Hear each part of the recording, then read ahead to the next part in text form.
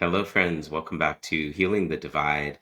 I'm your host, Scott Feinberg, and today I am gratefully joined by Christine Sylvain.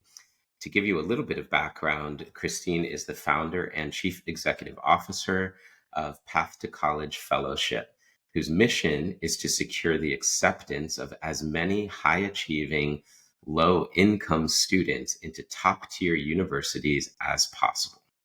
Christine's vision is to answer and address one of society's most urgent educational inequities: access to higher education. At her core, Christine loves the art of storytelling in any medium, especially at the intersection between history, politics, and literature. She has a Master of Arts in Journalism from New York University and a Bachelor of Arts cum laude in Political Science from the Harriet L. Wilts Honors College at Florida Atlantic University. Christine began her career as an associate producer of documentaries for broadcasters such as PBS and HBO. She worked on Hecho a Mano, a film that won an Emmy in the cultural and historical documentary category. Christine first realized her passion for educating and mentoring adolescents through her experience leading the Journalism Academy for a local charter high school before working at an alternative prep school in a multitude of subjects, including college advising and SAT prep. She brings a wide experience in high level operational and program management, as well as expertise in supervising budgets, spearheading policy, and procedure development and implementation, forging solid relationships and overseeing top performing teams. Most importantly, she has a deep understanding of some of the systemic challenges holding our best and brightest back from achieving the highest levels of their academic potential. Path to College is the way beyond these obstacles for the most overlooked and most over-deserving students. Wow. I am so honored to be sitting with you today, Christine. Thank you for accepting this invitation to be here with me. Thanks for having me, Scott, and for reading my long bio.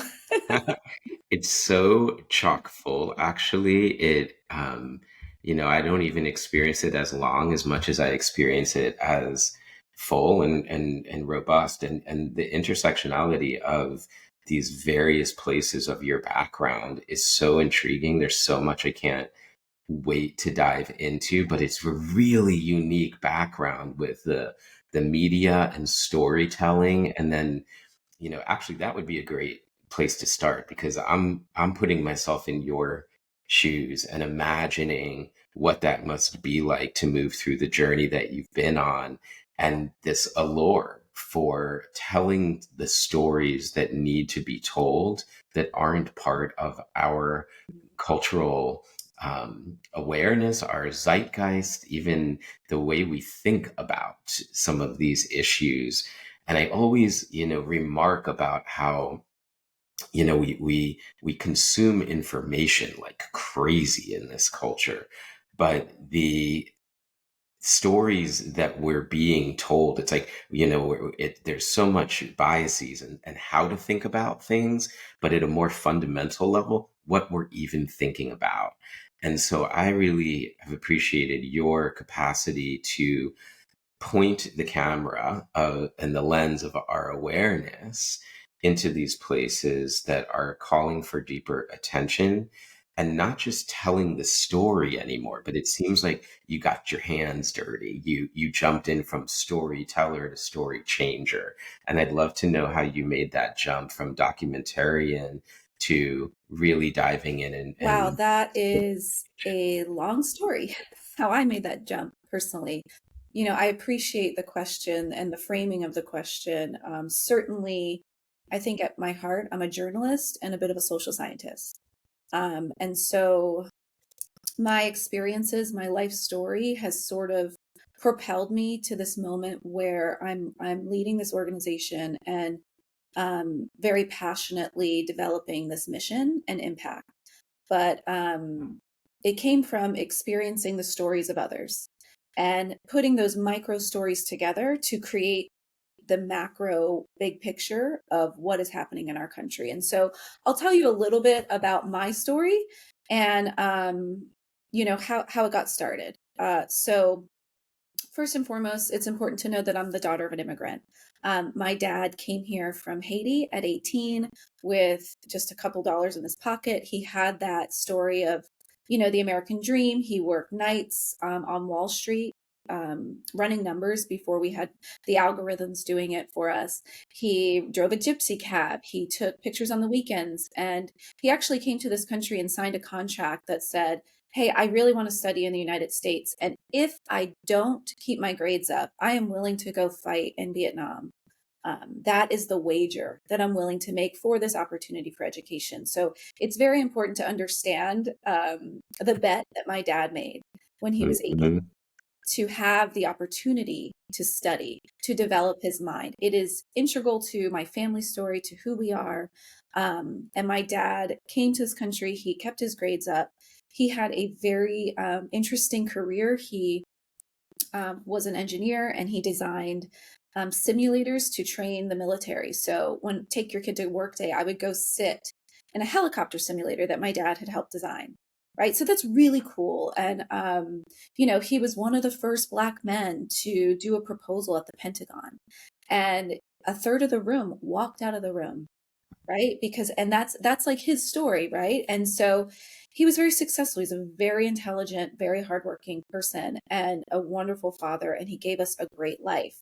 Now, the trends of industry and of tech development, they enact themselves on your family, on your stories, and that happened to us. And at 15, my dad was laid off for the second time in his career with 1,000 other people, and it hit our family really hard at this point. I was in high school, and um, he wasn't able to pivot as quickly as he had the time before. His skills were outdated, right? Tech moves quickly, and he went through a period of unemployment. So here I am, like basically growing up, living this charmed life, and all of a sudden, like things are turned upside down. My mom has to work extra. My dad kind of pulls into himself. The pride of being a man and a provider was hit hard, and he sort of withdrew and he went through a period of depression. And that's very normal, right? We tie ourselves to our career success. And as a 15-year-old, I was bright. I was very nerdy, good kid for the most part, and we ended up moving multiple times in high school. And my brother was also struggling at this point. He had an illness that my family had to focus on. So my family was under an immense amount of stress. And what happens in, situations like that where financial difficulties are happening, toxic stress is happening, there's overwhelm. What happens is that it's like living in a pressure cooker. And for kids and for adolescents living in this environment, there are effects that aren't immediately seen. And that's what happened to me. So I ended up going to 4 different high schools in 3 years. I was depressed. I was withdrawn into myself. I was suffering. And it's just that time period in your life is a very important time. You're entering the world, and you're beginning to see reality, right? And you might have been prepared for that, you may not have. For me, I always compare the experiences I had in high school to um, like take a plant and you move that plant from pot to pot to pot in a short period of time. What happens to the plant when you keep moving its pot? It gets root shock, right? And it wilts and it pulls into itself. And I did that as a person. I had a root shock of the soul. And while I was a great student, gifted student, um, I had trouble showing up to school. I had trouble putting myself out there, letting people in. And I almost didn't go to college because of it. I just was in a period where I just didn't have energy to try. And it was my brother. My brother had dropped out of high school at this time, and it was he who came to me and said, "Not you, Christine, you have to go to college." Like my sister dropped out of college, my brother dropped out of high school. And it was all during this period where like my dad's unemployed. And all of a sudden we had this different family story. And I was leaning into that story of like, things are tough, overwhelmed. We can pull back. Like we can narrate that story of like, oh, it makes sense to pull back right now. It makes sense just to go and work that job making $12 an hour and having money in your pocket, rather than going off to college. This thing that's big and scary and overwhelming, and making that decision it requires optimism to go off and decide to invest in yourself. And I just wasn't ready. But because of my brother, I did end up applying to one school. I did get the Florida Bright Futures academic scholarship. I had a full ride and I almost didn't go. Right. And so that's my personal story. And I went, and college changed my life. Right. I went, I did a study abroad. I lived in Germany. I learned how to speak German. I wrote a thesis on race riots. I did all these things. I had amazing instructors. I traveled to the UK and I studied their criminal justice system, like all these things that developed me, inspired me, like just really stimulated my intellect, and that the person who I am is who's like a true nerd. Um, it was the best thing I could have done, and I almost didn't go. And so, going off into the world, like I ended up graduating. I moved to New York City. I lived there for a time. I almost became a lawyer, decided not to do that. And I decided to cut my teeth in New York. And I ended up getting into NYU to study journalism. I think because I'm mixed race, because I moved around so much, I have always had this position in the world of being an observer, right? Let Mhm. me figure this out because I'm not really sure where I fit in, because in fact I do not fit in. Mhm. So let me observe. And so journalism really appealed to me because I love people. I love figuring them out, understanding them. I love their stories.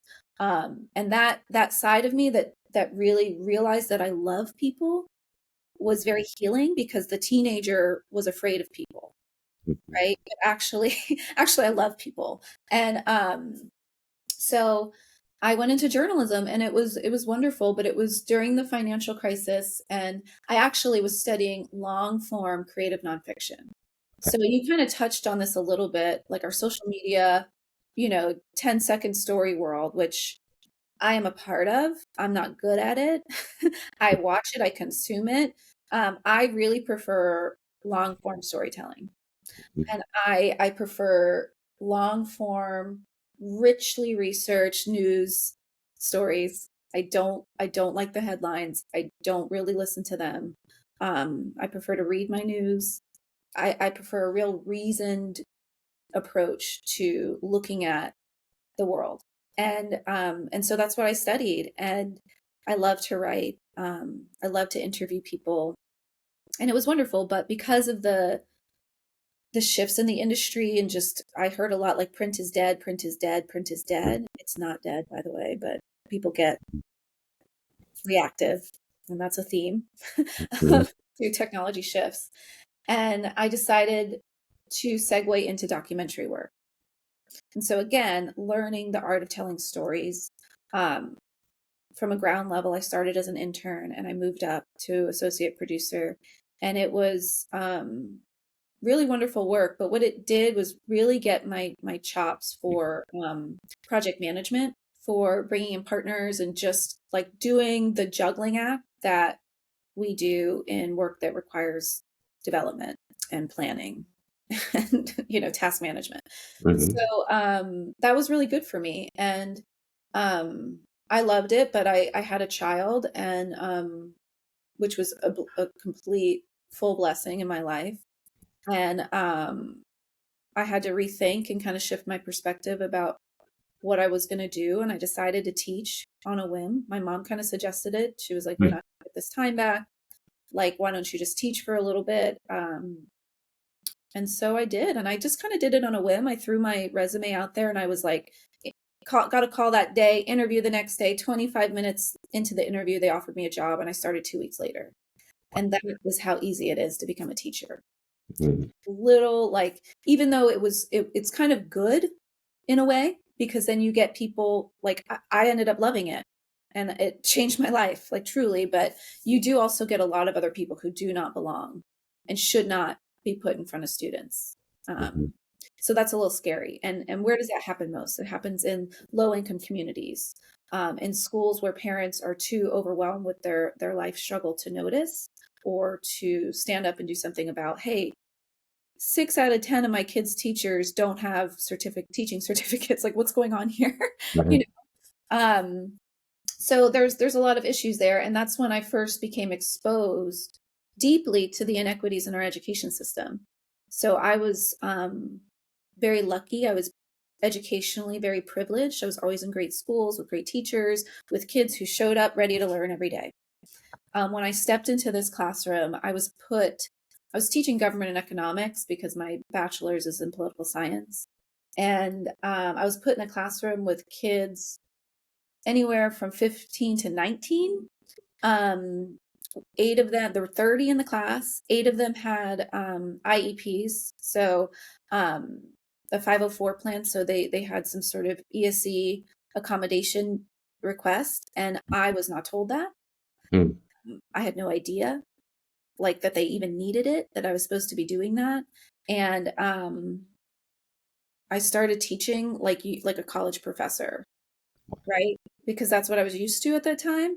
Yeah. Whew. And kids were putting their heads on the desks. They were respectful of me because I was kind to them, but they were putting their heads on the desks. And I was like, how do you not want to learn what I have to give you? Like, here I am. I'm so smart. Like, take from me, you know? And that's the wrong attitude to have. Mhm. To like put yourself above your students right away, you've lost a lot of them. And I was just lucky that I had this really incredible mentor, a 30-year veteran, and he taught me all the things. He taught me how to chunk content, how to reach then teach, how to differentiate. He taught me how to do the 504 plans. He taught me how to really be clear with my students on what we're going to learn, how we're going to learn, how to check for understanding, how to group students so that they could uplift each other in the Mhm. classroom, how to create a classroom culture, how to co-create a classroom culture so that kids felt bought into what was happening in the classroom.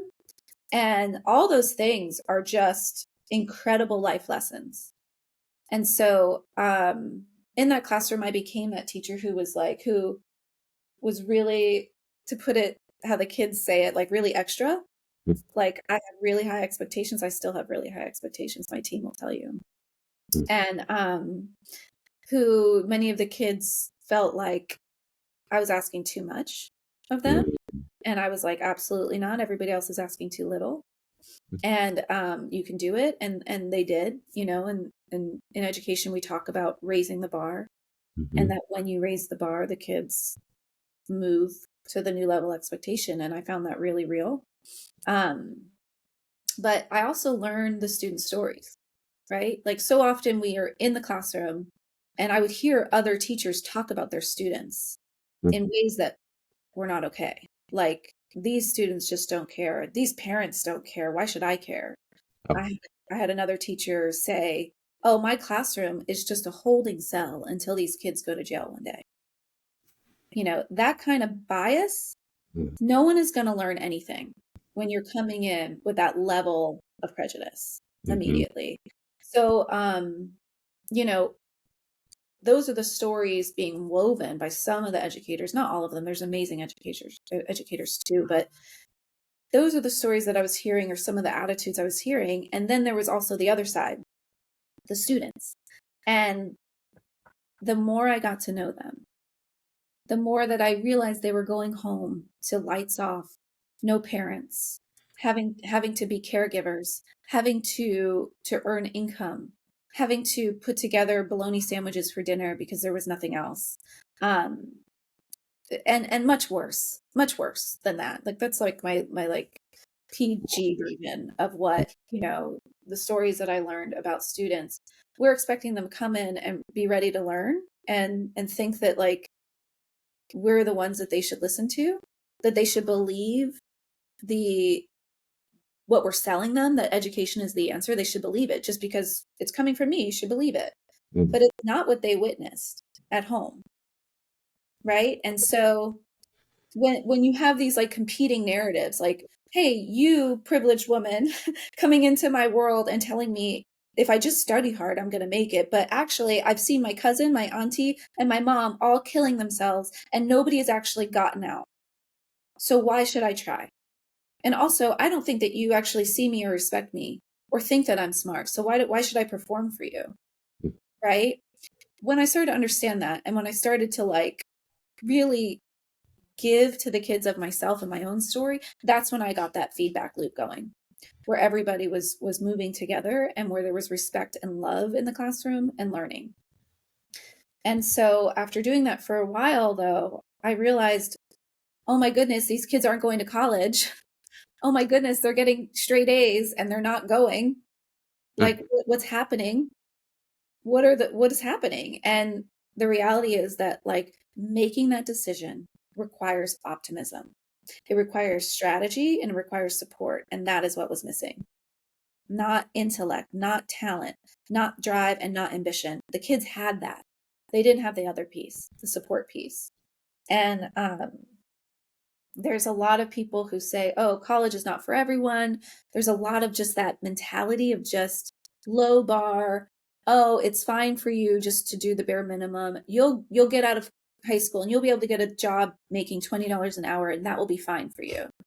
And for me, I really push against that mindset. I look at the kids as absolutely limitless. And it's challenging to some to have that mirror in front of you of like, what would your life look like if you just never made an excuse again about what you're capable of?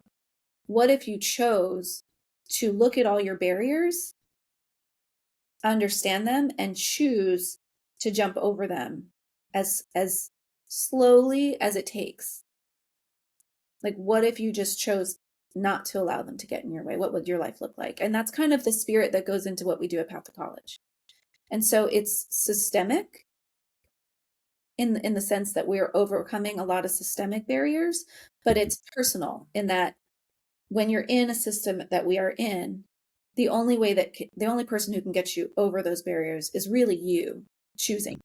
And we can be there and help you, but at the end of the day, our students do it. So, but anyway, I worked at that charter high schools, Inlet Grove and Riviera Beach. Absolutely loved it. I had an amazing leader there, and just there were really amazing people who were speaking the right language, and there were some systemic challenges as well.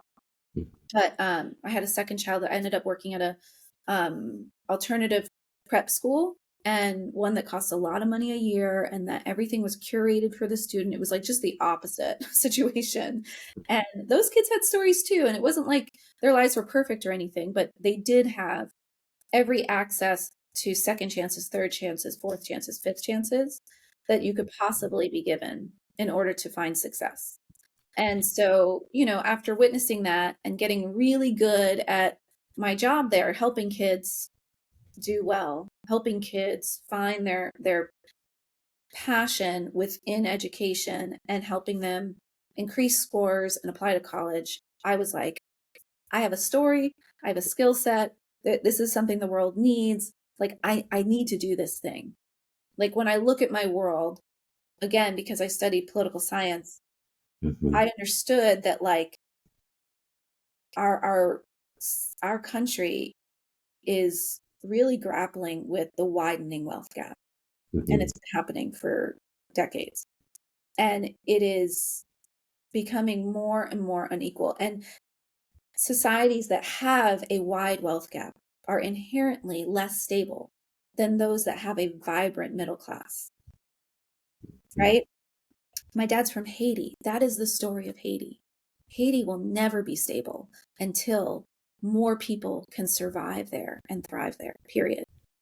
Right? So I understood that. And I felt like my work was directly helping that wealth gap widen by helping wealthy kids learn how to get into great universities with scholarships sometimes that it's going to continue to increase their wealth. And I loved what I did. I love people. So when I sit down with anybody, I don't care what your wealth is. Like, I don't care. But when I thought about it on the aggregate, I was like, wow, what wasted talent we have in Riviera and in Lake Worth and in Boynton Beach. These these places of concentrated disadvantage where there is such incredible potential, incredible minds that, because of a lack of support, decide that they're not capable. The AI is joining us today. Like right Because on. because because of that storytelling, that lack of overall success, the optimism isn't there. You know, it's this sick cycle. Like, what if I just chose to do something about it? Because we have so many people, they are activists from their computers. They are reposting stuff. They are enraged, and they're making no impact personally. Keyboard warriors. Yeah. Keyboard warriors, yeah, making zero impact. Just absolutely, you know, passionate about making the world a better place, but not actually doing anything that really moves the needle. And so I've just become a super practical person. And I know that my life has been very impactful, and I go deep. I don't go wide. And I care about a lot of different issues, and I see how they're intersected, but I know the deeper I go on this issue, the more all the other issues will be better. When we have more people who have economic security, our country will be better. And that's Mhm. my like place of impact that I'm comfortable in.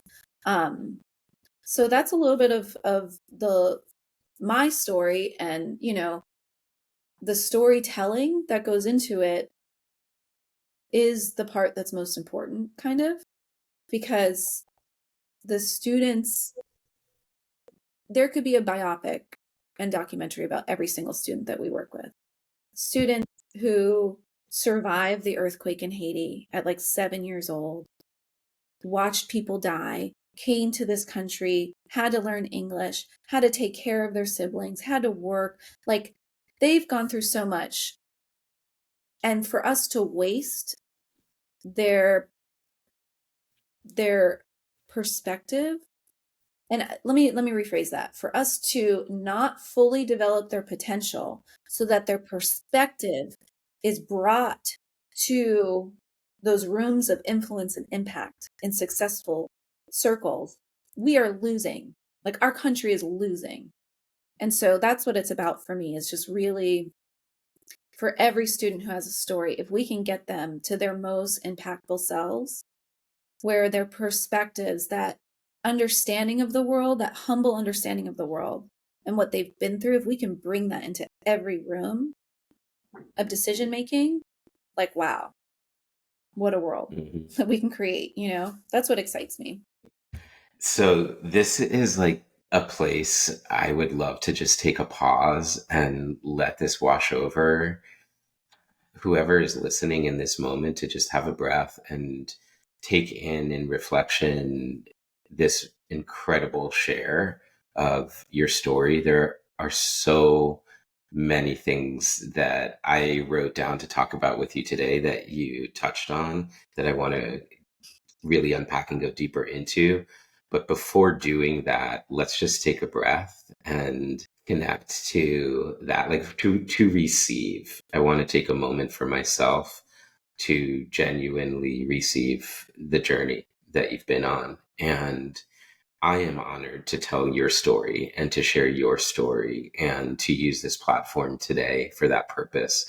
Little bit of background: I too am a journalism major, and a deep love and deep, unfortunate, maybe, cynicism around what's happened with the nature of journalism. What I've seen evolve in the field of journalism, the incongruence with what my education told me it was, is absolutely profound. And I'm also really in love with the way that technology has opened up this long form content, whether that is, you know, these podcasts, like, is that this is how I actually receive most of my news. is is through nuanced long form conversation where I can really get beyond the sound bites. And I think that's how we empower ourselves. So I think we're part of a wave right now that's genuinely shifting the way that we consume content. I think long form podcasts, documentaries, and those two things in particular are profound. In terms of some touch points of resonance, I also have two children, and they're right at this age. So my son just finished his freshman year at University of Florida in the School of Journalism with an emphasis on documentary filmmaking. So and a certificate he's going for in political campaigning. So we're very much into politics and understanding culture in our home and understanding education. My daughter, who is in eighth grade, is taking an EOC today, this morning, as we speak right now, filled with some Science. stress around some of this sort of AI adaptive test structures for standardized testing because she's in eighth grade. Her high achievement has her taking courses that are going to influence her college admissions today. There's some issues that I have with it in the granular side. But before going into all that and dovetailing into those spaces, I have our conversation mapped out, interestingly enough, from macro to micro. So I would love to lean in to your background in studying um, the race riots, in studying the wealth gaps, in studying politics, and looking at the criminal justice systems of different cultures and seeing what's really at play from a systemic level. So we have this hold apart concept of this is the system that we're operating within. How do we operate within it with, first off, awareness? But I love the three things that you touched on, which were optimism, strategy, and support, as really essential pillars that are lacking. So let's start with the macro of the structure of society itself and the depletion and degradation of the middle class. And to me, this seems to be largely at the heart. As you said, there's a obvious and evident. I don't know the statistics, you might, but linkage between income and education. You know, income and access to education. Like you said, it's like going from multiple choice to multiple chance, but only over here, and that creates this asymmetry in our educational experience. And it seems to be that it just becomes a talking point in election cycles. And I'm tired of it. Like on a human level, I'm tired of every 4 years the I'm going to be the candidate that rebuilds the middle class, which is just a talking point to, incentivize a voting bloc to vote in favor of a particular party or candidate. And it seems to get bandied about in, campaign rhetoric more than it does in actual on the ground impact. Mm. And I think that there are influences in our political system that are incentivized to maintain that gap, and they disguise themselves in the ones that are empowering the closure of that gap. And I just think we need to use our voices to call that out where we see that and understand it, the nuance that's at play. And I'm curious from your perspective of boots on the ground, how do we actually do the work? That's why I want to talk to you today, because for one of many reasons, because I see you doing it. And I think that deep is wide. I don't even think those are oppositional opposites. I do think there's, like, when we look at depth and breadth, like you're doing the depth work. You see it. I just look on your Instagram alone, and here you go. These kids, one after the next, going into these institutions that is opening up possibility. There are some issues we might have with the co-opting of the university system by political interests as well. However, like what you said, I've watched it happen, with my son, the young man that went to college a year ago to the one that came home after 1 year, and the depth and quality of conversation and intellect expansion that I'm experiencing is so profound, and he's getting ready to go overseas, do a semester abroad, and I love it. all of that too. And we're going to Norway in a few weeks too as a family, and like doing these things that open and expand. It is a privilege, and that's not a knock. That is what we want for everybody. So I want to glean a deeper understanding from your lens. How, well, what are the factors that are causing this gap? What are the influences that are really maintaining it? And how do we create a different model for the closure of the wealth gap and the empowerment of the educational experience of our youth? So you just asked me a question that's really like 4 books Mm. worth of content. So you asked me about like the causes of the wealth gap, right? And it's like I'm not an expert by any means, and there are a lot of people who have written and researched about this widely. There's the corporate policy that drives it. There's the tax policy that drives it. There's a lot of things driving it. There's just the history systemically, the redlining, the GI Bill being unequally applied, inheritance, the way that property has Mhm. gone into, all these life insurance, all these factors that really go into asset growth, right? And so there's that. And then there's the way that education is the great equalizer, right? Education is the thing that can help you move socially. It is the one true answer to social mobility. Like there's really not a lot, like there's entrepreneurship, there's property ownership, and education, and those are like three vehicles to really propel your economic security. And so, in order to close our increasing wealth divide, we have to have strategies around all of them: um, housing, education, and small business development. So, I'll say that just generally Mhm. because it's a lot, and then I'll go a little bit into the gaps in education. And so, I don't want to say I'm cynical, but I'm a little bit like I I can see the way that our education system was formed. I think we have one of the best in the world too, Mhm. because this is not easy, and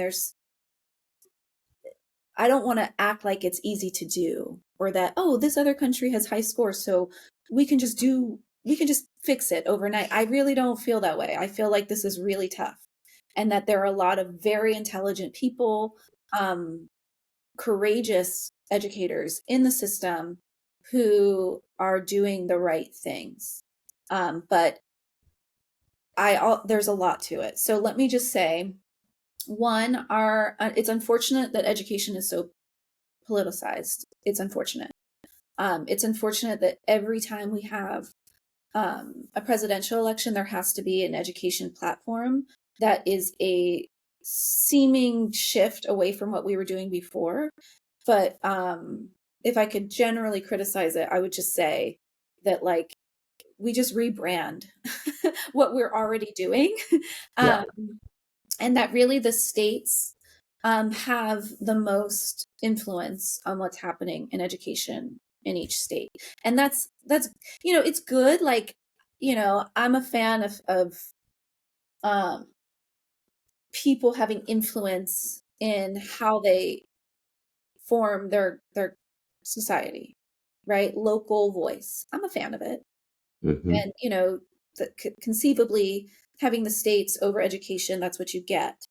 But if we didn't have some of the large federal legislation over the last 60 years that have changed the landscape of education, our education system would be a lot less equal than it is now, and a lot worse than it is now.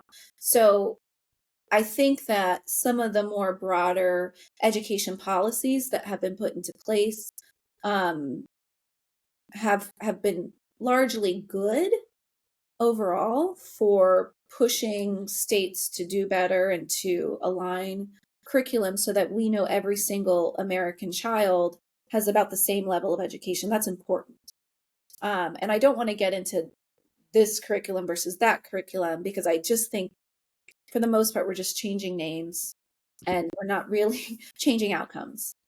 Right. Hmm. And that's my frustration with it, is that you see over the last, 30 years, our curriculum standards have changed multiple times. We've have Every Student Succeeds, we have Common Core, we have Best now. And it's like, great, we do all this like rah rah shish kumbah, but like the outcomes don't shift. We Hmm. still have huge achievement gaps amongst subgroups. And unfortunately, they're divided amongst race and class. And I would say really it's more class than anything else. Because I don't want to get into this, well, these types of students just don't achieve. Like that's dangerous territory for me. I think it has most to do with class than anything else. And so and why does this continue?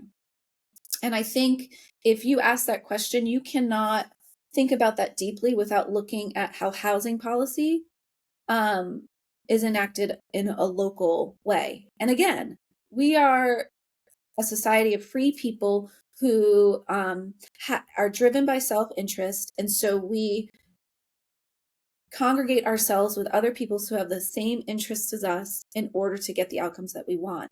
And that at the heart is why our education system is unequal. Period. If you had any of our school board members say, I want to make sure that every school is performing at the level of our top high schools locally, it would take rezoning, moving teachers into struggling, like high performing teachers into struggling schools, a lot of changes that would really make a lot of people angry. Because I bought my house in this district, and I bought it because there are good schools here, and now you're telling me my kids have to go to that other school that is underperforming. And yes, in 10 years they'll all be at the same level, but my kid's not going to be the kid who gets the bad education. And I get that too, because I'm a Hmm. parent. Absolutely. I also get that. I'm a parent. I want the absolute best education for my kids, and that's my job, right? So saying all that, I don't really feel like we're going to fix it. And I just don't. I know that's really depressing. I know it sounds pessimistic. I'm not a pessimist. I'm an optimist, but I'm also a realist. And I think that the education system as it is, it's grappling with being outdated, with not being able to keep up with industry, with not being able to keep up with technology changes, with really having to pivot and adapt. But when you have giant school districts like we do where we live, you can't just pivot, you know? And our education system was designed out of the industrial age. We batch students based on age and nothing else, which age is like the worst way to batch students.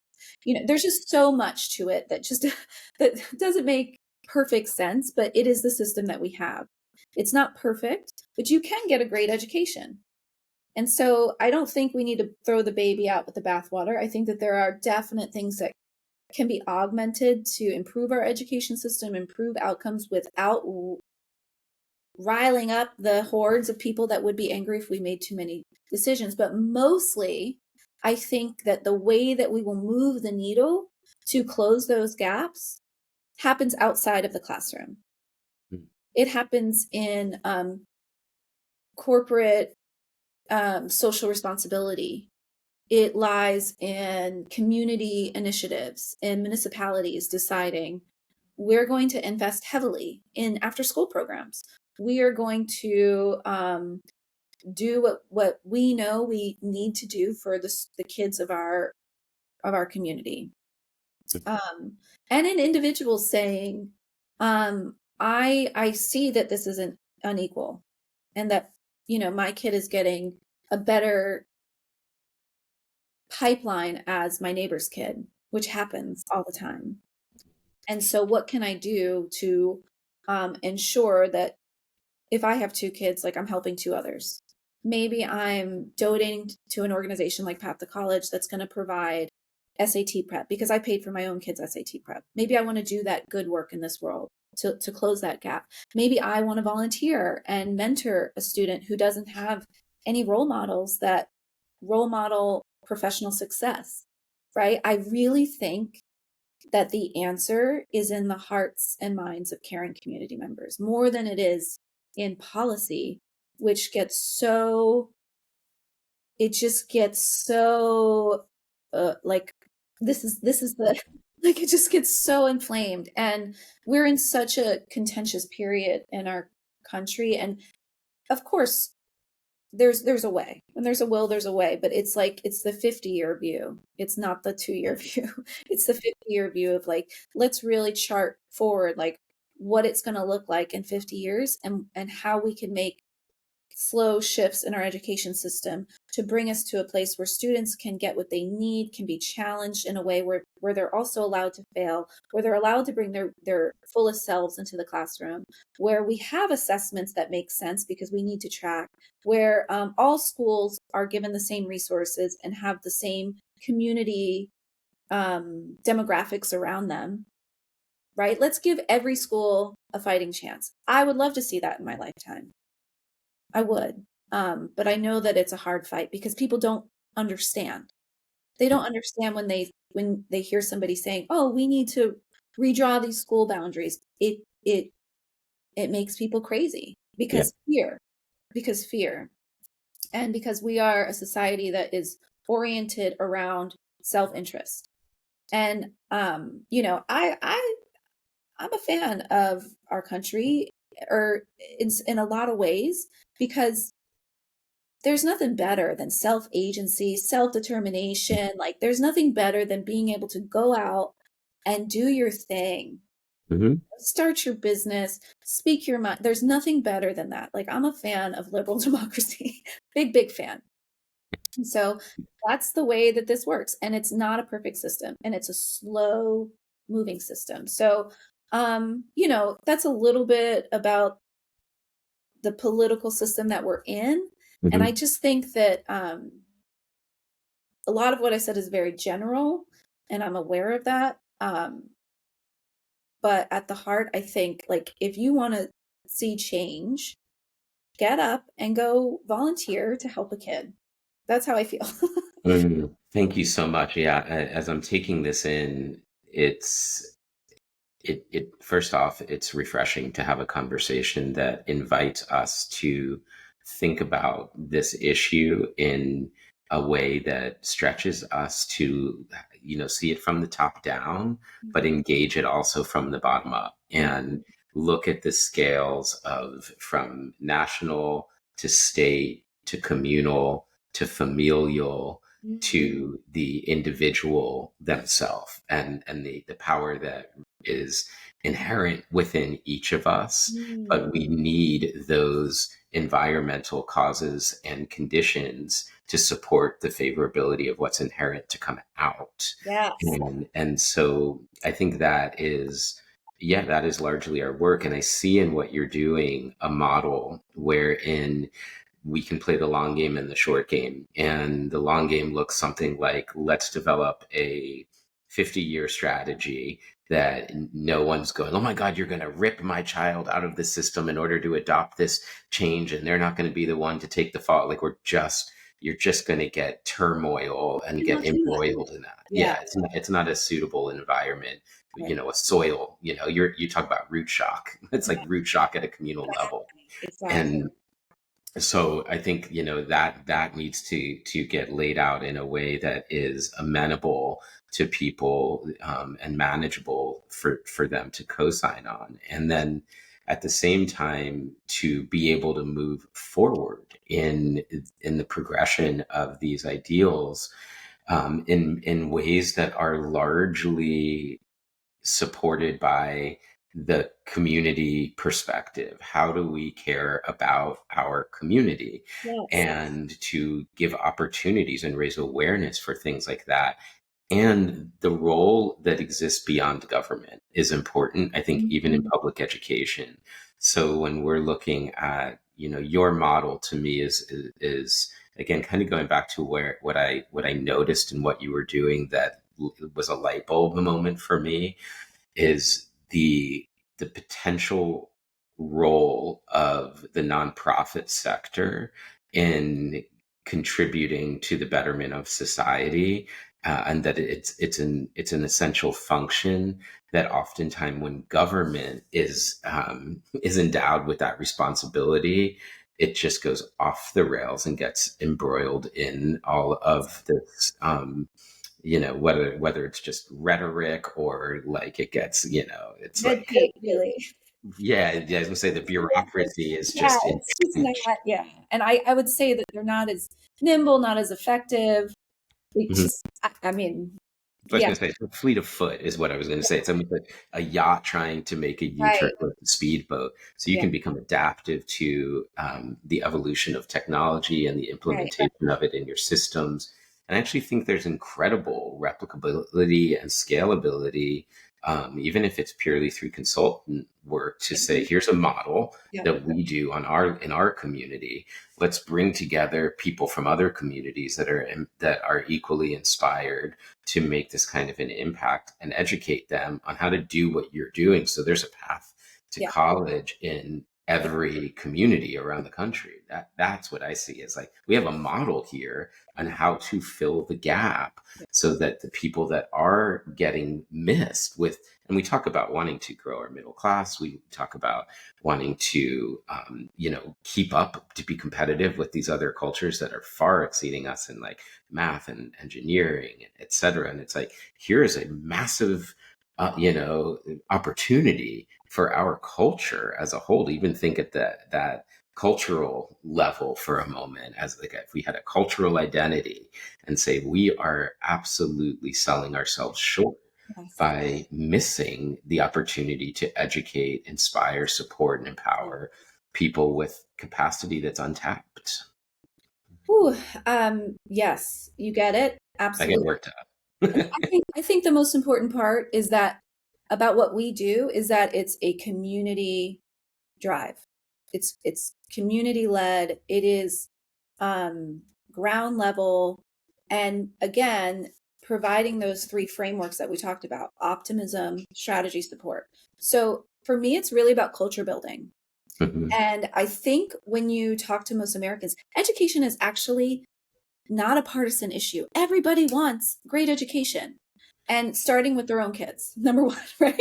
And when you talk to them, if I ask anybody, hey, do you want this country to have the best education system in the world? We're like, heck yeah, we're Americans. We want to be the best. Like, yes, we want to be the best. And I'm like, yes, great, me too. So let's look at the landscape. It's really complex, but what can we do on a community level to support those areas where there is um, nascent talent, where there is potential going unrealized? That's mhm, where I get excited, right? Like, how can we have incisive interventions that involve a community swell of support that's strategic, that allows us to be nimble? Like, we're not changing much as far as like the way the bureaucracy works, but we're accelerating where it's lagging. That's exciting. And that's what I love. And I do think that there is definitely an avenue to create um, a process to the model so that others in other communities can take it and make it happen. Because it really, when people ask me, are you going to be in Broward and here and there? And I go, I'm not, mhm, right? Like one day, yeah, we'll go and we'll teach others how to do this well. But it's going to take those devoted, passionate people, and they're all over the place, to take what we've done to understand it deeply and understand the culture of it first and mhm, foremost, and then implement it and speak to that culture, that optimism, that level up that it takes. Because it's like I started the conversation, it takes the students deciding that I'm no longer going to be demoralized by what is demoralizing. I am going to have a champion's mindset, mhm. and I am going to go out and every day develop myself, like just fully be in the arena and walk through fear and walk into uncomfortable situations and to feel out of place and to check myself and to constantly improve and to make no excuses. Like, I think that's what it takes. It takes Mhm. the people who are not getting what they need, who are marginalized, to decide, I'm no longer going to do this anymore. I'm no longer going to accept this pathway, and to move differently, and to find the mentors who will speak that life into them, right? And so plenty of people do this, and they're the outliers, and I call them strivers. They're my favorite people. I love them, like people who have just overcome the odds to go on and create lives of success and impact. Like, I bow to you. It's beautiful. And the people who have done that without having some organizational support around them, like, they're true heroes to me. But what if we had a framework to operationalize it so that we can do it again and again and again? And I think, now that I'm 7.5 years into Path to College, my most proudest thing is that the program I designed works over and over and over again, and that I can train others to implement it, and that it's still working. Yeah. That's the most beautiful part. Yeah, this reproducibility and it's what I hear inside of that is that you have successfully authored a leadership pipeline and you have built the pipes in the places where no one else thought to build, and that has a certain self renewability to it where when somebody comes back and they can say, I get it, I've been there, I felt that depression, I lost my optimism, and you know what, I reclaimed it and I decided to rewrite my own story. This is what I did, you can do it too, here's how to do it, I got your back, let's go do this. When that happens, we've now infused, the entire like groundswell into something that went from untapped potential to the manifestation of really unimaginable potential. So I really see this at the core of how we can change our society, and it's profound, to be honest. And I am curious to see if or curious to I guess understand how this could scale in terms of, is there a system in place? I know you kind of brushed over this, but like, let's just do a thought experiment. And I am an educator, or somebody with an entrepreneurial spirit, in another city in another state in this country, and I hear this podcast and I go, hey, I'm on board. How do I do it? Is there an aspect in your organization wherein somebody can tap into a coaching or consultant pathway to reproduce what you've created in their own market, their own community? This is something that we've thought about a lot, and it's so number one, our sacred promise is to run what we're doing already with full fidelity to our promise to our students. And Mhm. so that's number one. And we're opening our first brick and mortar. We're going to be doing a lot more. We're going to do continue to enhance what we're doing. And so, is it something that someone could tap into that consultant process tomorrow? No.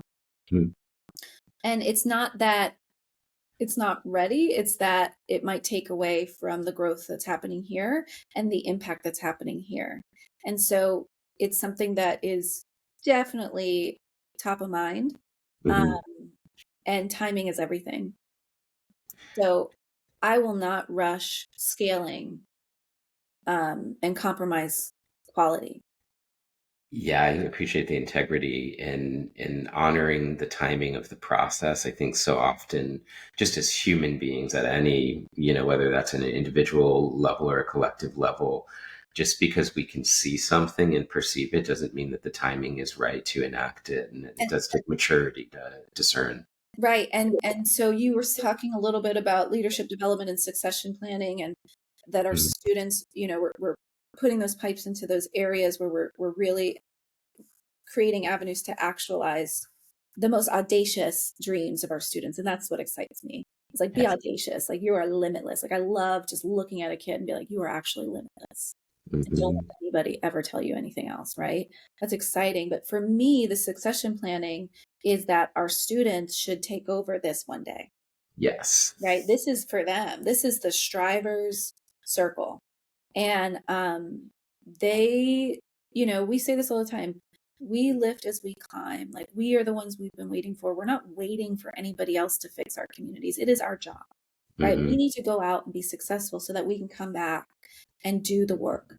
And so we have to wait for some of those students to get to a place where they're in their most successful and passionate pathways. They're doing well before we're out too far ahead and we lose that connection. So that's very important to me. And, timing does matter. And people do want to rush. And, it's exciting to talk about scaling, it's exciting to talk about expansion. But the reality is, and this is a little bit like long form journalism versus like the social media, you know, Flip. sound bites, like the reality is it's a process, right? And even, team building, like they say, great vision is irrelevant without great people. This is from Good to Great.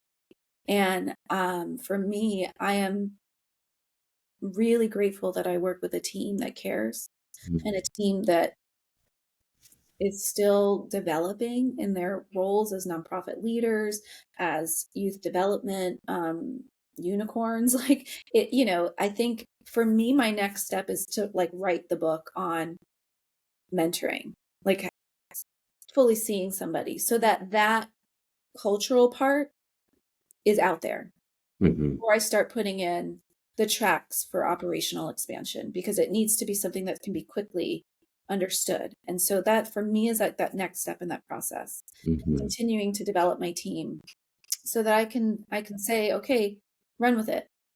And we're really on our way. We have an amazing team.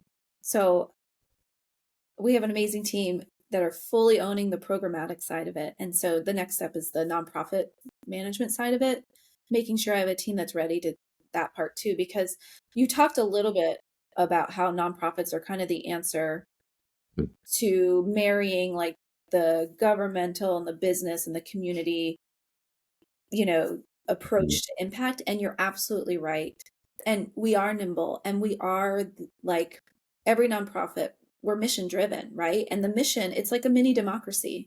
And that's the beauty of it, right? But democracies are slow and it's like consensus building. And we happen to be very lucky with our stakeholders and our leadership circles. Like we're very, very lucky that we have people who get it and who are just deeply committed. But that on that nonprofit level, that's the challenge, is Hmm. getting people who really get it, who are really passionate, who are willing to put their shoulder into it over and over and over again so that there's long-term sustainability, and fundraising comes into that. And when you're fundraising, you are immediately within that system that already exists, right? You're not outside of it. You're working Hmm. within it. You're not changing it. You're working within it. And that's I told you earlier, I'm a pragmatist, I'm a realist. Like that is the game that we were playing. And so finding the right people to support, people who really understand the life-changing impact that we're making is the most important piece right now.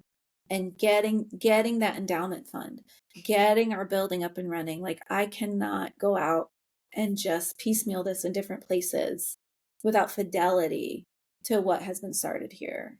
Hmm. Yeah, so that's kind of my outlook there.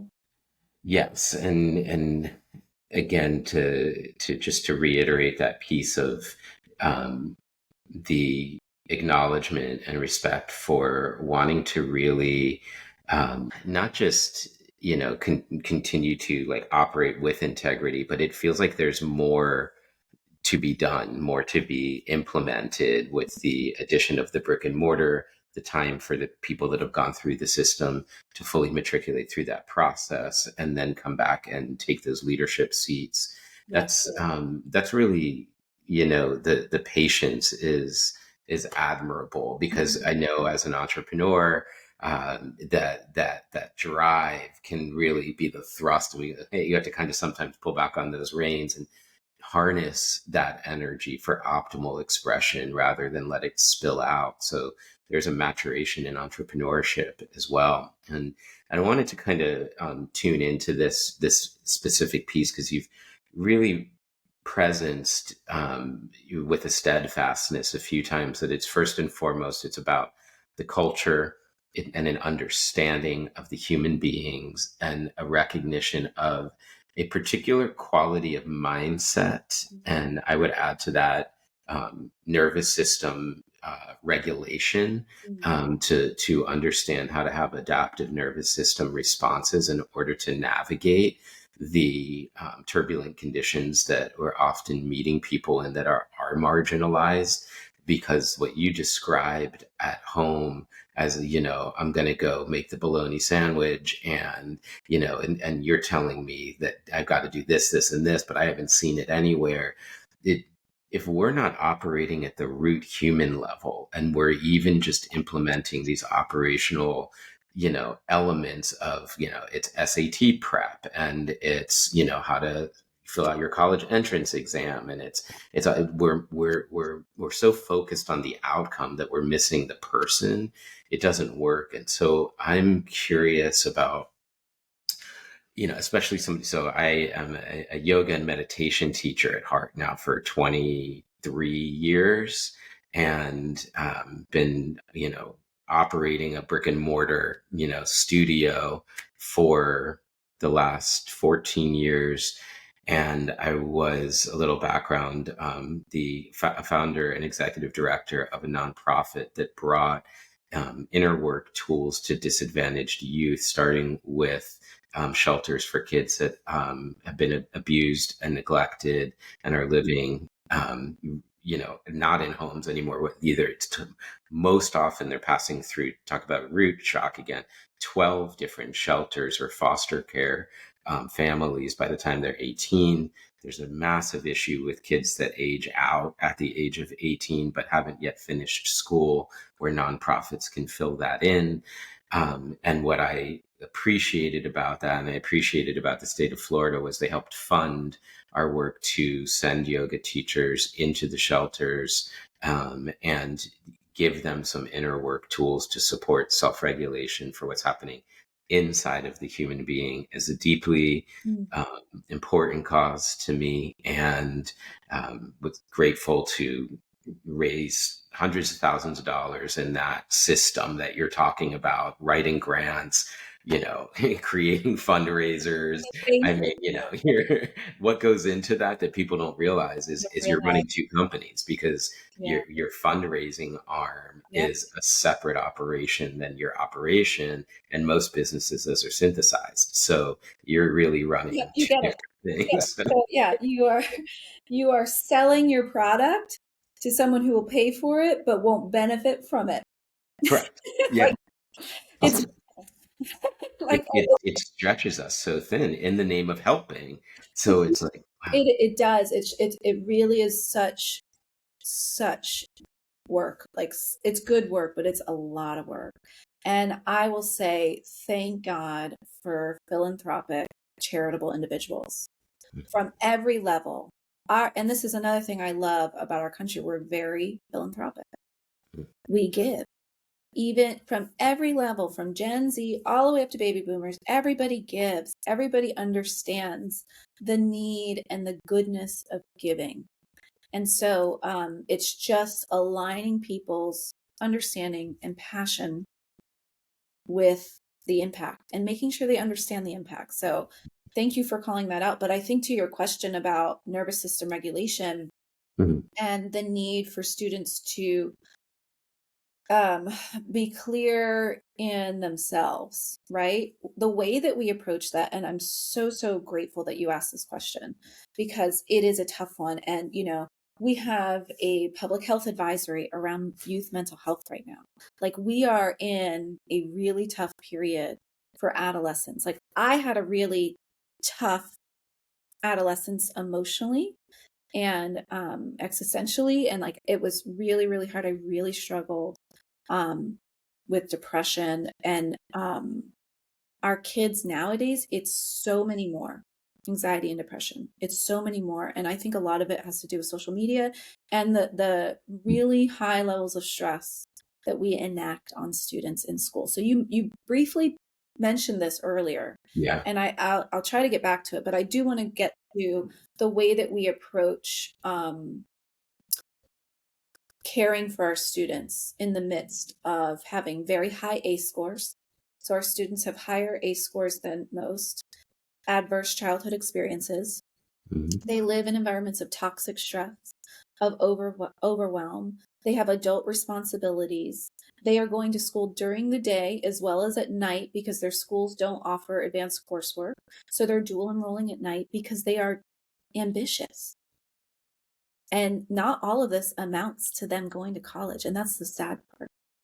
But they're working their tails off, and they're overwhelmed and they're disconnected. And so the way that we approach this, and they're disconnected from their families because their families are working 3 jobs, right? And when you don't have that culture at home of like, there's calm and peace at the dinner table. We're here to support you. We're here to encourage you, to pat your back, to cheerlead for you. The families going through the financial stress that they're going through do not have bandwidth for that. And I don't say that in any way to disparage those families. They are trying their absolute best. I don't do any parent blaming. It's not productive. And I get really turned off by people who do. Yeah, Because absolutely. it's these families are trying their absolute best and they are doing what they can with what they know how to do. And they have their own stuff they're dealing with often. So what can we do is the question. And so the way that we've approached it is mentoring. Hmm. So there's a lot of data on the power of mentoring. We recruit professionals in the community who agree to walk with our students through this journey on their path to college, to be their support people. They don't have to be a tutor. They don't have to know anything about college prep. It's helpful, but they don't have to. They just have to bring with them the wealth of their experiences, a caring heart, and a non-judgmental perspective. Hmm. That's all they need to do. And the people who choose to mentor with us are some of the most amazing, best human beings you'll ever meet. They're successful. They're positive. They care about their community. And this is where I come back to like, we need a community answer to the broken system, education system, that our policies are not enough without the culture of support around our students. Our educators are doing too much. Our administrators are doing too much. Okay. It's all too much. We expect them to save every issue, every societal ill we expect our teachers and our schools to solve. It's too much. Our community has to step in and be there after school. So mentoring is evidence-based to mitigate against that toxic stress. The power of having a caring, consistent adult in your life who shows up and is there for you, non-authoritarian, not your boss, not your parent, just here to talk to you. And we do training with our mentors, and we've been told that our mentor training is transformational because it really tries to put you in your place of like, you are a sacred guide. You are not here to fix. That's challenging. For a lot of our mentors, it's very challenging when I'm like, oh, you can't fix that. Yeah, that home situation's not ideal. It's not abusive. It sucks. You can't fix it. You have to walk with the student through that. Yep. That's really hard. Breathe with that for a minute. That's what that student lives with, right? Get that 100% They're as a. sharing their bed with multiple people. They have no place to do their homework. The lights aren't on. Whatever it is, there's not abuse happening. That's that student situation. So no, you can't fix it, but what can you do? You can ask open-ended questions. You can ask the student, what do you want from your life? What do you envision? Like, what is your most audacious dream? That's powerful.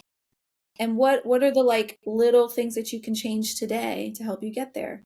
Can you take a walk every day to get some alone time? Right?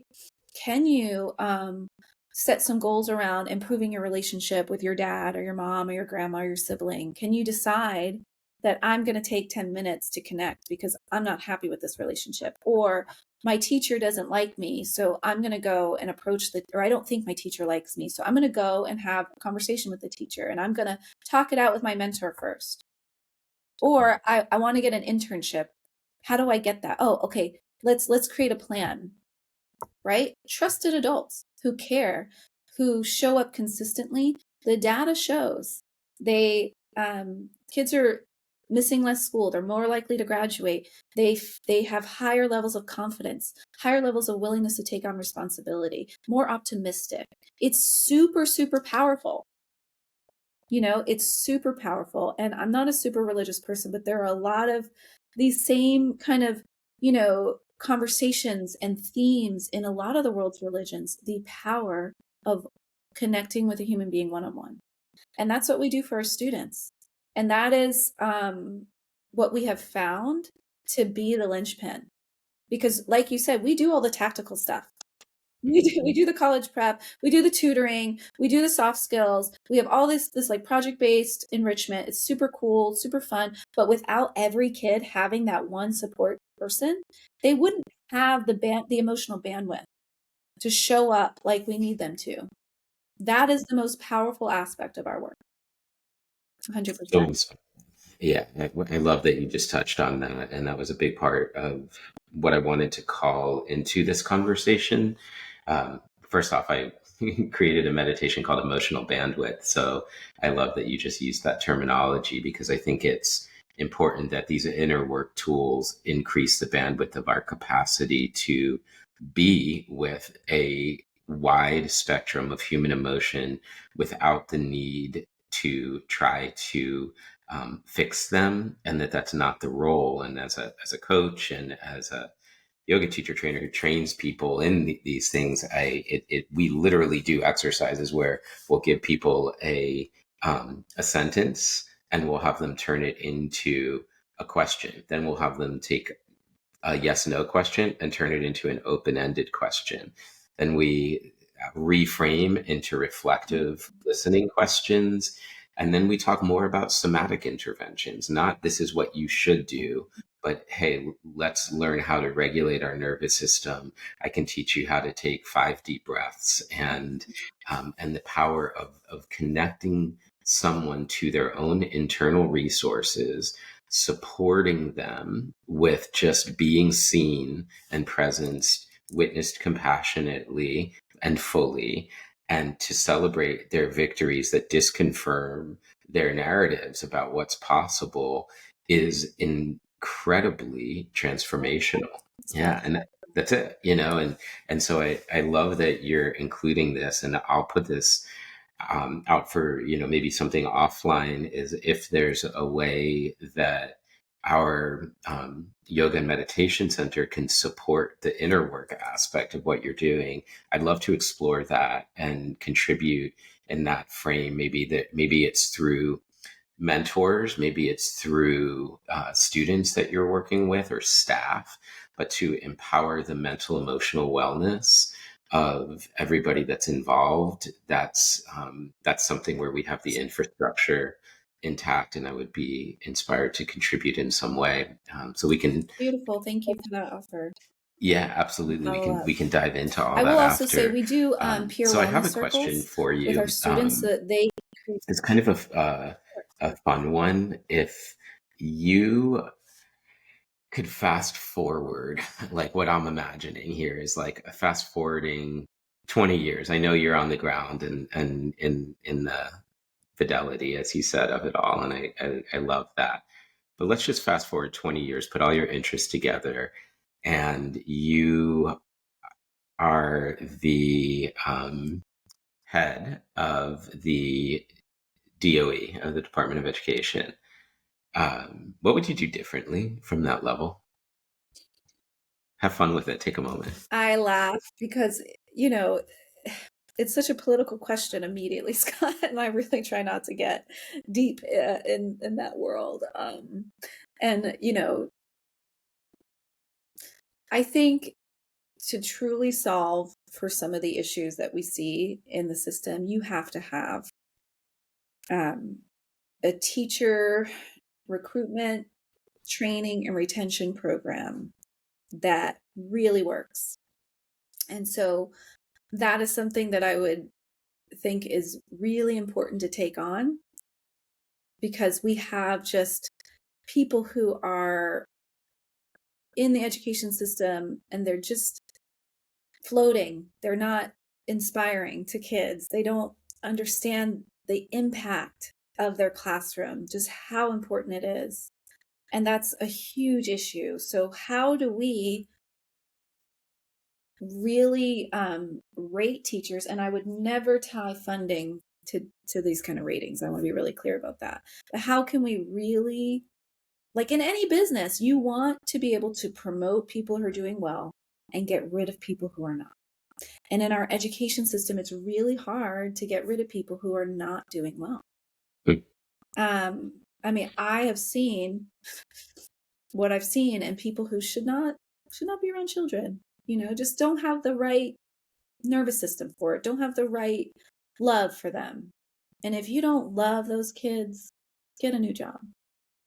So that's one thing. I don't know how, as like the head of the DOE, you can make that the case for every single classroom, but that would be something I'd like to see. And I think it starts with, this is really important. I think it starts with the way that we measure. Right now, we're measuring students, right? We're saying, okay, we're going to measure our performance by, or we're going to measure our school system by a student performance. And I really think we need to flip that. And we need to measure school performance by our fidelity to the promises that we've made. So Mm. I think we need to measure adults more than students. And I think we need to say, has every student had a highly qualified, high performing teacher at least 80% of the time? If not, then we're failing. We're failing. And so I really want to look at, like, how are we delivering the education to our students? That's what I want to know. I would also, I would change the writing curriculum. Early on, we start teaching kids argumentative and informational essay structure when they're like 5. I think it's a travesty. I think 5-year-olds should write about castles and clouds and not think about anything. They should just develop voice. And I think writing is so powerful. I'm someone who journals. I've studied writing. You probably agree. Writing is extremely powerful, and it's something that brings clarity to your thoughts, makes you a better communicator. Communication is the most important tool in your toolkit for a mathematician, for a geologist, for a politician, for anybody. Having that tool, highly developing language, I think is so important. And so that's something that I would change. I think formulaic writing has its place in time, but it should be later. That we need to give kids confidence in their thoughts and their voice before we start picking apart the frame that they're writing in. Like, it just really bothers me. I think we need to have free VPK because there's a lot of data around that for pre-3, pre-4 students. We have about 46% in Palm Beach County that start kindergarten without any phonological awareness. Like, they're already behind. They're already behind. So that it would be really important. There's a lot more. There's a lot more to it, I think. Yeah, and I'm actually, getting to the point of like testing. Let me just go there. The stress in the system. I'm not a big fan of homework. There's a lot of data that it doesn't do anything except widen the divide. I think Mm. kids should be at home, having unstructured play, talking to their families, not stressed, doing crazy amounts of homework. And I think that there's a way for that to happen. There's some data that it starts to be impactful after like 8th grade or so. And so maybe there's a place for it after that for certain classes, like maybe math. or like a writing assignment every once in a while, but like not like every class every night. It's insane. It's How old insane. are your kids? 10 and 14. Okay. Yeah. So my 14-year-old, I have a 14-year-old as well. And I'm sure you see this as well. It's like they're overloaded all day. And then they come home and they just, she wants to open up her, backpack and dive right back in. And it's like, it's going to be night. And sometimes it's like enforced break time to like, let's just relax. Let's go outside. Let's do something. And um, it does, it puts so much stress, like just on a very human level. um, my daughter, I shared with you earlier, has this test today.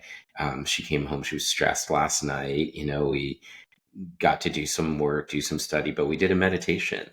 And, we sat down for bed and we meditated together. And she closed her eyes. And I said, like, I guess if consciousness, not to get uber spiritual here for a moment, but like, if consciousness is emerging through us, then there's consciousness in this cosmos that exists beyond us.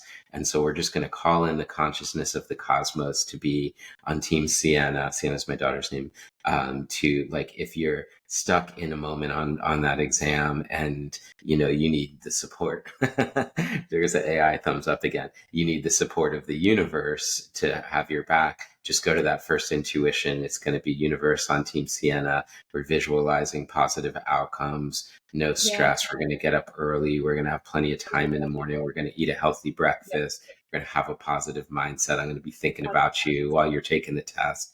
And no matter what the outcome is, you are supported and celebrated. And that is, to me, like, it's so important because I'm looking at the number that this does on us as human beings because of this dun dun dun dun, this test. And it's like, I do agree that there needs to be assessment, and I don't think it's an easy solution to standardize that. And it reminds me of that graphic, that went around. I'm sure you've seen that like meme of, to test your, intelligence level, please climb this tree. And it's like the elephant and the fish and the Yeah. bird and the dog. Yeah. And how do we navigate that dynamic, the need for standardization and the inherent uniqueness of each human and even their interests? Like she was saying, so this test is adaptive. So in real time, it's responding to how you're doing.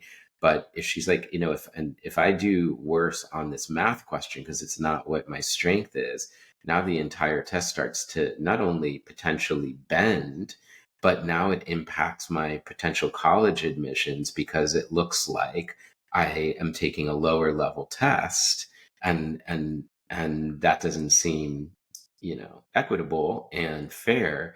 So that's one question I have for you. And then how do we blend the need for uniqueness and standardization, universal and personal? And then the second one, I'll just kind of feed you two of them here because it's connected. This question might be a moot point after hearing you talk about this really interesting idea of holding the accountability to the delivery from the teachers and not putting it all on the students. But how do we? I'm gonna thread it through here anyway and see wherever you want to take it. How do we um, think about your dad's experience of he accepted the wager for the opportunity. We increase the bar so people can, move towards it. How do we have that challenge in and yet address the intergenerational divide in terms of the wealth gap? I'm going back mentally to the redlining, et cetera, and how that then impacts educational accessibility. And so you look at like these different things: is it meritocracy versus equity? The role of race recognition in college admissions. How do you perceive creating an environment that's sort of just and fair to everybody? And so yeah, I'll kind of feed you those two, and just wherever you feel called to take them. It's a really big question, Scott. So as far as the like need to standardize but also individualize, like we are moving to a place of closer to individualized learning. There are really cool movements around like project-based learning and experiential learning. But I personally, I'm a big fan of like challenge yourself. So I also think that like what your daughter just went through is growing her, right? It's not bad. It's not all stress is bad.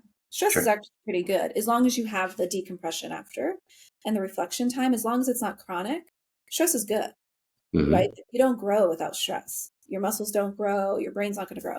Um, so I'm not anti tests. I'm not. I'm not. I think we over test a little bit, and I think our the narrative around the tests is really negative. Whereas I wish that people looked at tests like a sport, like my class is the sport, the test is the game kind of thing. Okay. And that's when I talk to my kids about testing. I'm like, oh, don't worry about it. It's just a game. Like, have Hmm. fun. I'm like, have fun. Try to figure it out. Try to Right. beat the test maker. Like that's my mindset around it. Like, and we get people who get really anxious around tests, and I just think like just don't take it so seriously. It's really not that serious. But sometimes it is. And it is when it comes to like our entrance exams. But don't expect yourself to do it one time and be done. Like train, take it over and over and over again. Like I believe anybody can increase their scores if they have the right approach, the right strategy, the right mindset. Um, so that's what I'll say about testing, that like we need testing because it's a flashlight to tell us where the inequities are. If we didn't have tests, I couldn't tell you black and brown children have been lagging for decades. I couldn't tell you that if we didn't have assessments. So Hmm. I'm not a fan of getting rid of tests. Um, you know, we call them high stakes. I'm not, now we have progress monitoring, so your student has a chance to conceivably get ahead because we monitor early, but really we were already kind of doing that.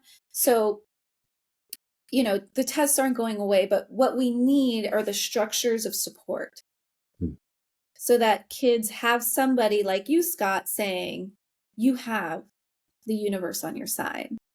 Hmm. Let's visualize yourself doing well. Let's have a healthy breakfast. Let's take space and time because we have security and we can do that. Like that's actually what's missing. And you just described what you gave to your daughter and she'll do well. She's going to be fine. The fact that she even cares means you're killing it, right?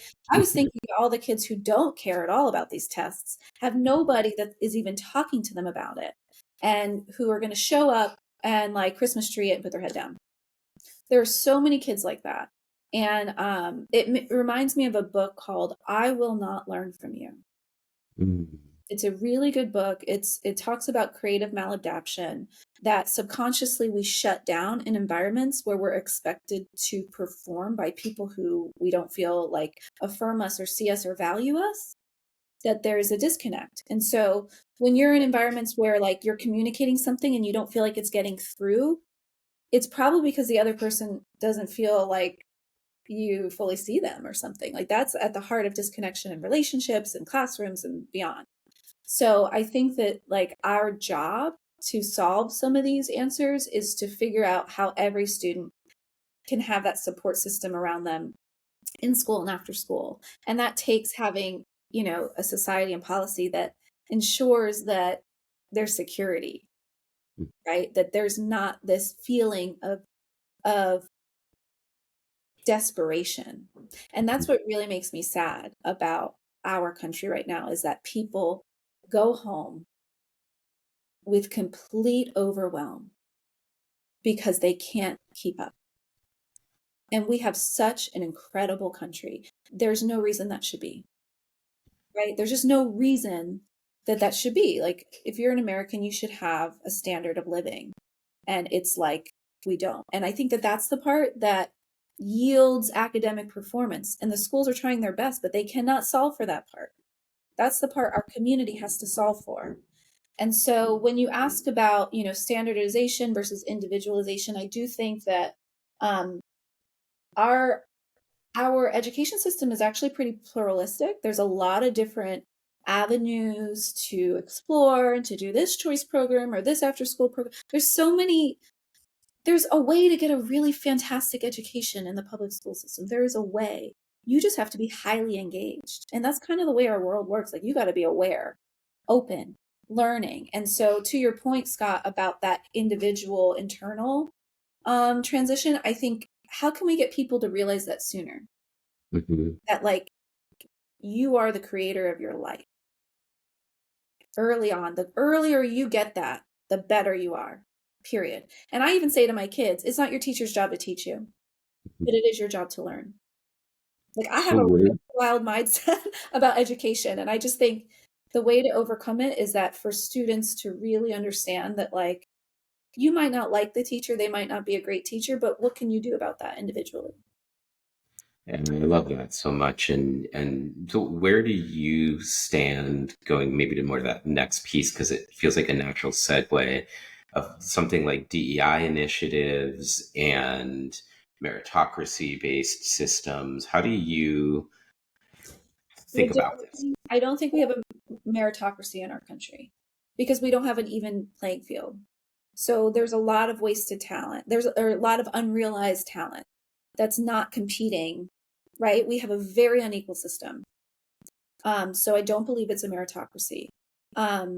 As far as DEI initiatives, there was like the race conscious like admission stuff that was going on, and Yeah. um, there's a lot of stuff around that can be good and can maybe not be so good.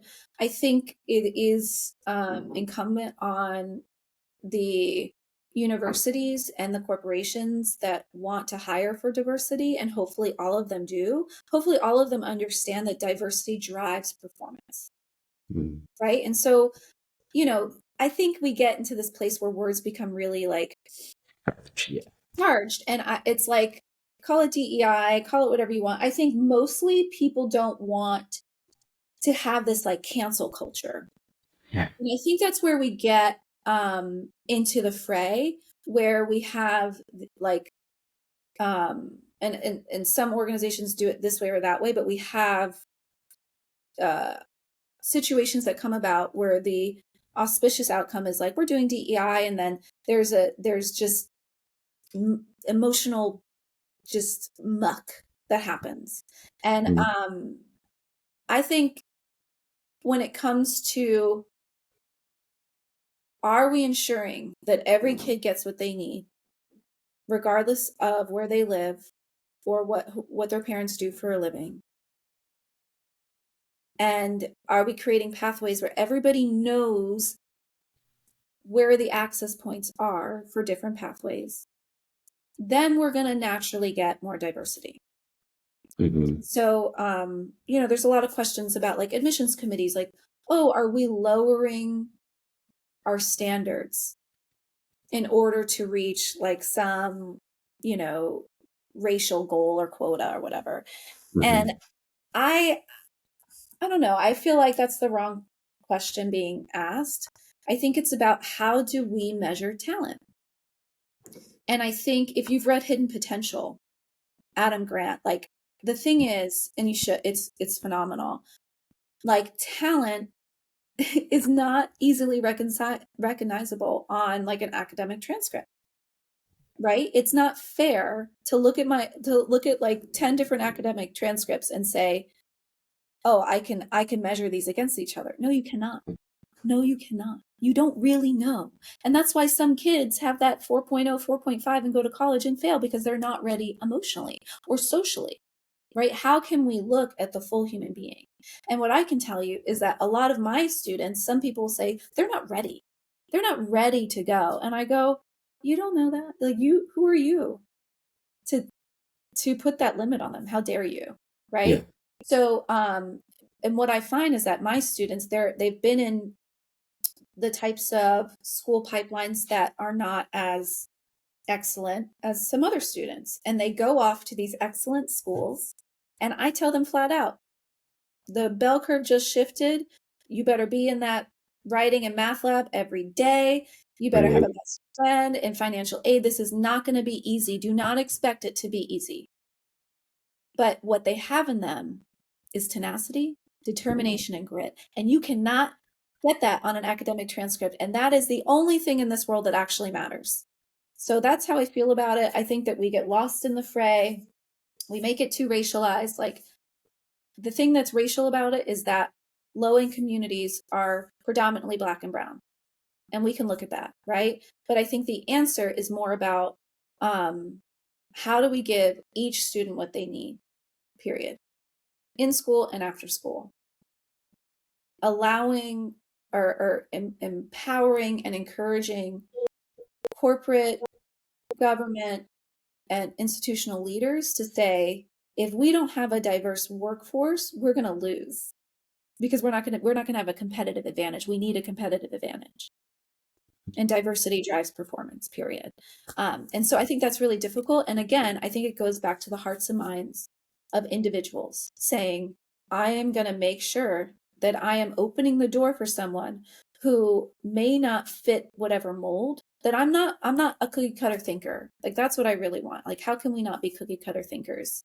Yeah. And ensure that we're giving chances to people who are different from us, that move differently, that and really look at everybody as like they have a something to teach me. So I do think that there is a need for endowment scholarships for financial need because of the country that we're in. And the thing that drives me is knowing that those scholarships are at these amazing universities, but there's a huge gap between students in those communities being able to actually access that full ride that's there Mhm. for. And that's where I do my work, because I'm like, okay, how can we get you ready to take that leap and get that, because the scholarships are there, people care, and there's a lot of people that want to give a scholarship, and there's fewer people who want to give to like a mentoring model that allows students to be ready for the scholarship.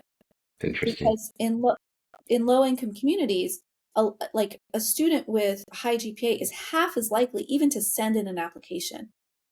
The level of optimism that it takes for that kid to fill out this application, usually without any support or help or feedback, and to send it in to this other world that they do not know or understand, that to me is where like I can be of service right there, that at that access point. Yep.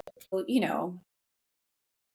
people in communities, we're all trying to help, and I feel like sometimes we try to it becomes inflamed unnecessarily, and we Yeah. really just get to heart of like, we are trying to have the best, highest performing education system ever. What does that look like, and how can every individual student get what they need, and be in a system where their mindset is challenged? See, I love this because it starts off by putting us on the same team. So even if we have different perspectives on how to approach an issue, we start off by saying, hey, do you want to have the best education system? Like you said, this is not a red blue issue. This is something that we can all get behind. And we might have differences of views on how to do it, but that's okay, because that in and of itself challenges us to think more critically about our own positions and about problem solving in unique ways. The vision that I have that gets me a little stuck is the college admissions officer in large institutions where we now have 10,000 new incoming students, and the acceptance rate is 10%. So that means we received 100,000 applications. How do we take in the whole of an individual when you're basically going, okay, this is the GPA, this is the SAT score. Maybe you're accounting for some offset of race, and you're looking at it. I mean, they look for the incomes of the parents. What did you make? What is your race? What was your test score? What was your GPA? And then they have them, write essays. I'm like, is anybody even reading the essays? Like, that's a big They job do to read read them. Yeah, they do read them. 100,000. They Say do. again. They It have committees of people who read them. And honestly, the essay is probably the best way for you to get in. Yeah, that's what I imagine. And we spent the most time. My son took his SAT 7 times to Good. yeah, to keep. I mean, it was a tenacious effort to get into UF, and UF is one of the best schools in the nation. So that's what it oh, I'm looks so like. proud of him. Yeah. He's wildly deserving of Yeah. it, and but it was, I will say that, which is why I think about this. It was, I think, more based on his essay, Yeah. and It is. The essay then is it. Everybody has the rigorous classwork. Everybody. Everybody pretty much has the high SAT scores. It's just prerequisite, and you got to do the work to get your score up. You're not like a school like UF, you're not getting in if you got a low SAT score, period. The good thing is that anybody can raise their SAT score. There's free mhm, resources galore out there. If you are really dogged about it, you can do it. It's just how do we get that determination in a kid for them to be able to see the outcome. And so this is where, I think the initiatives of our community really matter. Like we need to make sure these kids have mentors, they do career exploration, they talk to people on the other side of it so that they understand why it's worth working so hard on the front end. When you're stuck in a community where you haven't seen that, you don't understand, right? yeah. And we need those supportive systems, right? We need those bridge programs, those care programs. We need special scholarships and special fellowship programs for those kids. But the admissions counselors, like they and I this is where I had a skill that I knew could really change outcomes, because that's where I started, was helping kids write those personal statements. I'm really good at that. I will say that humbly. That's something I'm good at. And that is why we've had the incredible outcomes that we've had, because we ask students to revise that essay 10 times. We have a team of college essay coaches looking at those essays. I look at almost all of them myself still, because they're that important. And I tell the kids from the start, when we start doing those essays, that this is a deciding factor. We read through great essays, we analyze them, and I say, your first draft, you might have one sentence from it at the end, but you got to get into this process. Writing is a process.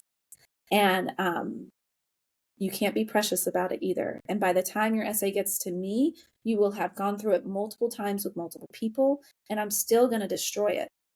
So get ready. Like, I'm going to cut it apart, and I'm going to give you a lot of suggestions, and if you want to get in, you should take them. Right. So it's just really like deciding not to take things personally and just going for it. That really matters. And the admissions counselors, they look at the essays, and the essays have to grab them immediately.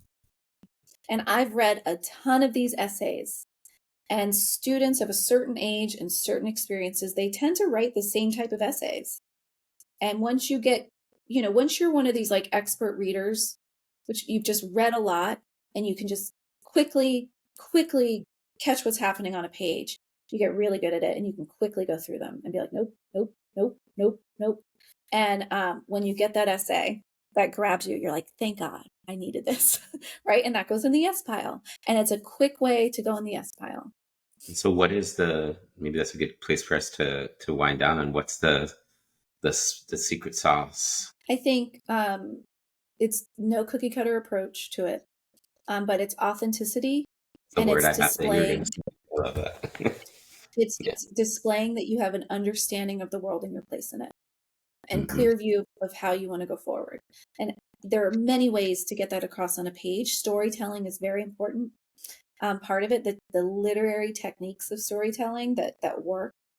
Like, you need somebody who can really give you the feedback on like how to drive a narrative. It's less about you, it's more about what you can give to the school, what you bring to the school, and making that clear. So yeah, that's my quick That was answer. one of the angles. Well, both of those angles were what we took with my son's experience, because we reframed it and said, well, hold on a second. These schools are in competition with each other. They don't want to see somebody go out into the world and think, man, this person really made an impact in the world. And we could have had them say, I'm an alumni from this university, and we missed it. So we got to make sure, so to be able to demonstrate that you see the the world in big terms and you understand how to impact change, then that, that's powerful psychologically. So I appreciate you sharing that piece for anybody that's listening. So in closing for this conversation, I want to just take one moment to check in with you. Is there anything that we didn't get to, or anything that feels like an urge from within you that wants to come out and live in this space? There's things that we touched upon. I guess all of this has a lot more to it, right? Especially some of the like societal conversation that we had. And, I think that everything that I said here today is an unfinished thought. There's more. There's more to it. But I think at the heart, the most important takeaway that I hope anybody listening will understand is just that the way that we show up for others in a way that allows them to transition to their biggest selves is the most important part. And so what does that look like? Like having a mindset where every kid you come across, you think you are limitless and you mirror that to them over and over and over again. It's powerful. And that's what I'll leave it with, is that we can expect a lot of kids as long as we are willing to be there for them consistently, and that it's not bad having high expectations. I love the way your heart and your mind meet and come out of your mouth.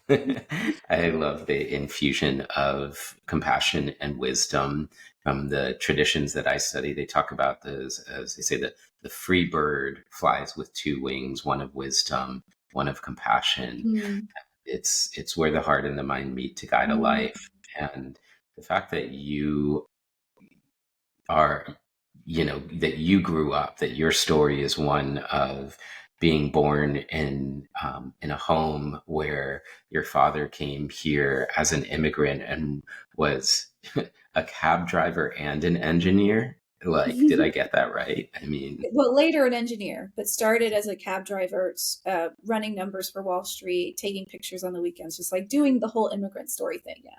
yeah, it's so cool. And to go through the adversity that you went through, and then to, go through the experiences in your life journey and the documentary work and that world, into teaching, and now into the nonprofit sector, and going back and supporting people in really having their version of that story accessible to them is incredibly inspiring. Thank you for the work that you do, and for all that probably goes unacknowledged and unseen that lives inside of you.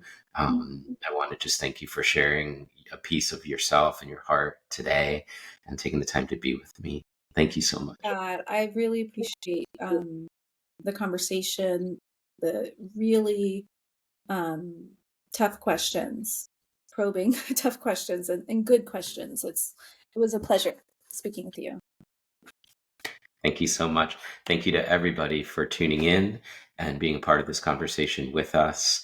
Hope you enjoyed it, and we will catch you next time.